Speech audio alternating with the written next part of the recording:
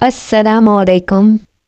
मेरा नाम आलिया है और आज से 6 माह पहले मेरी शादी हुई थी, मगर शादी के 6 माह बाद ही मेरा शौहर एक बीमारी की वजह से मर गया और यूं मेरा हंसता बसता घर उजड़ गया।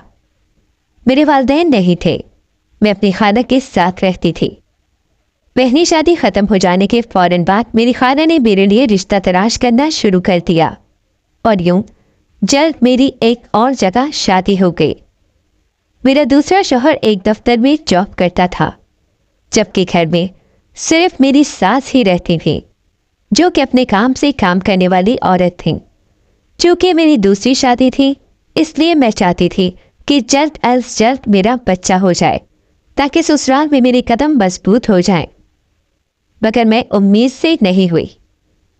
ये देखकर मुझे फिक्र होने लगी और रही सही उम्मीद इस वक्त ख़त्म हो गई जब अचानक से एक दिन मेरे शौहर ने मुझसे कहा, आलिया, मैं तुम्हें तलाक दे दूंगा और फिर मैं कहीं और शादी कर दूंगा।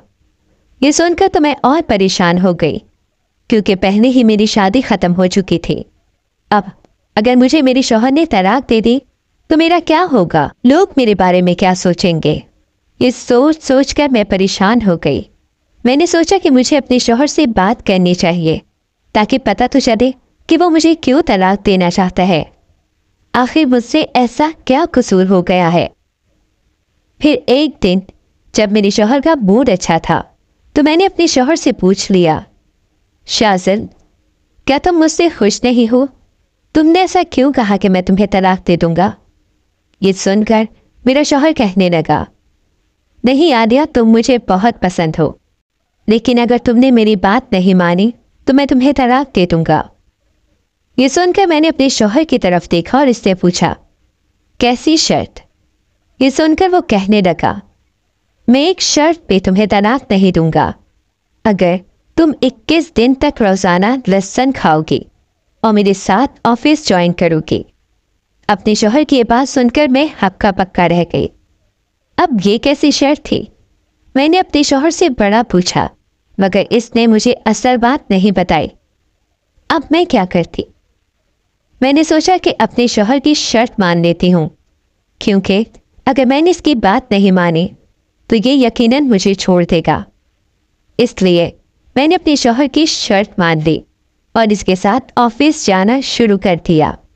मेरा शौहर एक अच्छे इदारे में जॉब करता था और दफ्तर का माहौल बहुत अच्छा था, इसलिए मैं भी यही काम करने लगी और यूं वक्त गुजरता गया और मुझे यहाँ काम करते हुए 1 हफ्ता हो गया। इसके साथ साथ मैं अपने शौहर की दूसरी शर्त भी पूरी कर रही थी। इसकी शर्त के मुताबिक मैं रोज़ लहसुन भी खा रही थी। मैं ये सब इसलिए कर रही थी ताकि मेरा शौहर मुझसे खुश रहे, क्योंकि अगर मैंने इसकी बात नहीं मानी तो यकीनन वो मुझे छोड़ देगा।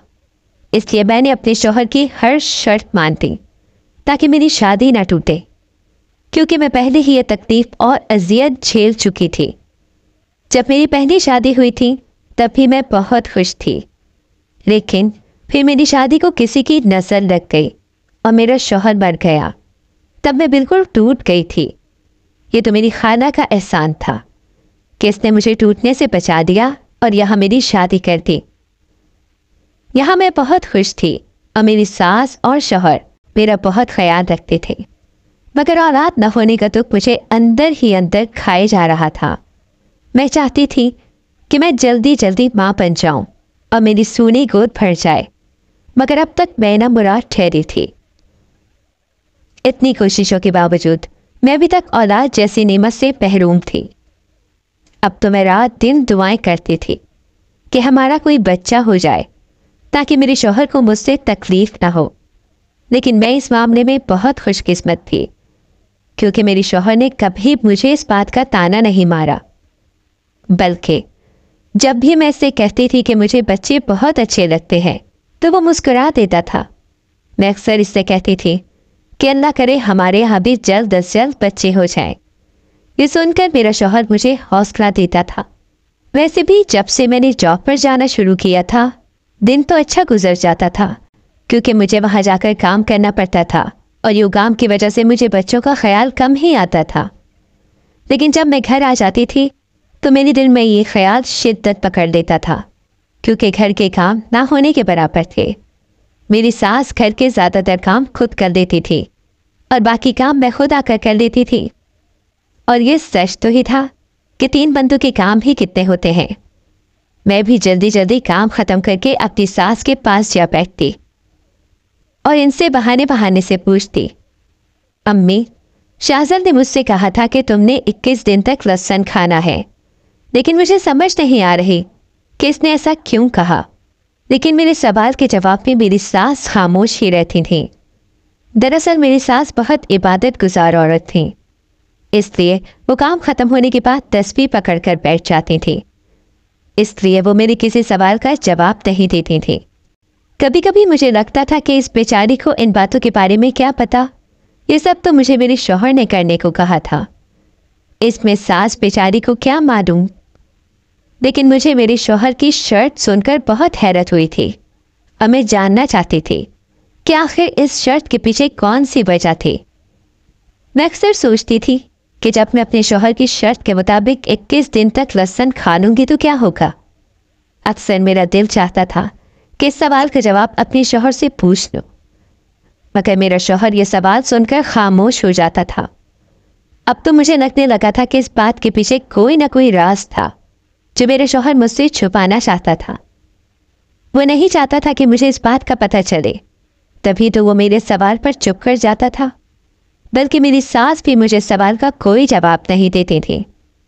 लेकिन मैं जानना चाहती थी कि आखिर इसके पीछे क्या कहानी होगी।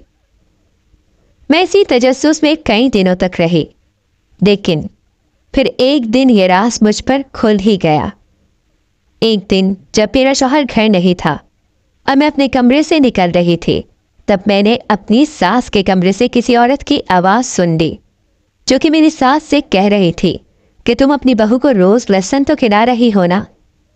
ये सुनकर मेरी सास हंसने लगी और फिर कहा, मेरी बहू मेरे बेटे की हर बात मानती है, क्योंकि इसने अपनी बीवी से कहा है कि अगर इसने बात ना मानी तो वो इसे तलाक दे देगा। इसलिए मेरी बहू हमारी हर बात मान रही है। ये सुनकर मैं सख्ते में आ गई। ये कैसी बात थी? क्या मेरी सास को इस बात के बारे में इल्म था? क्या वो ये बात जानती थी? लेकिन मेरी सास ने ये बात मुझसे क्यों छुपाई?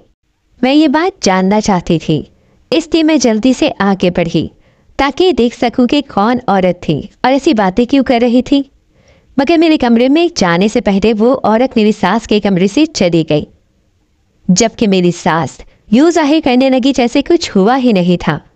लेकिन मैंने आज सोच दिया था कि सारी हकीकत मालूम करके रहूंगी।